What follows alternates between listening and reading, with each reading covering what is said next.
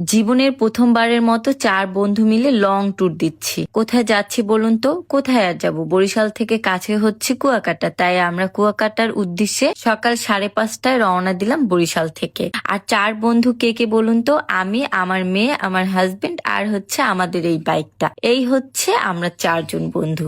অনেক চিন্তা ভাবনা করি আমরা এই 4 জন বন্ধু কিন্তু লং ট্যুরে বের হয়েছি, কারণ আমরা এর আগে কোথাও এত দূরে যাইনি, তাই কিন্তু খুবই ভয় করতেছিল। তার উপরে ইরামটা ছোট, বারবার মনে হয়েছিল যে ইরাম মেবি অনেক জ্বালাবে বা অনেক কান্নাকাটি করবে, এতটা পথ ও জার্নি করে যেতে পারবে না বাইকে, এরকম একটা ভয় কাজ করছিল। তবে আলহামদুলিল্লাহ ইরাম একদমই জ্বালায়নি আর ইরাম একটুকু কান্নাকাটি করেনি, আরো উল্টো এনজয় করতে করতে কিন্তু কুয়াকাটা চলে এসেছে। আপনারা ভিডিও দেখলেই বুঝতে পারবেন ও কতটা হ্যাপি ছিল, মাশাল্লাহ। তো আমরা কিন্তু গল্প করতে করতে কুয়াকাটা চলে এসেছি। কুয়াকাটায় এসে আমরা প্রথমেই একটু খাবার খেয়ে নিয়েছি, কারণ যেহেতু সকাল 5:30টায় রওনা দিয়েছিলাম, এখন বাজে 8:30। আর এই 2.5 ঘন্টা জার্নি করার পর প্রচুর পরিমাণে ক্ষুধা লেগেছিল। খাবার খাওয়ার পরে এখন আমরা যাচ্ছি আমাদের হোটেলে। আমরা হোটেল নিয়েছিলাম ডিমোর। ডিমোর নেওয়ার একমাত্র কারণ হচ্ছে এখানে পরিবেশটা আমার অনেক বেশি ভালো লেগেছে, আর সব থেকে বেশি ভালো লেগেছে এখান থেকে বিচ একদমই কাছে। আর এই হচ্ছে আমাদের রুমটা মাশাআল্লাহ অনেক সুন্দর ছিল।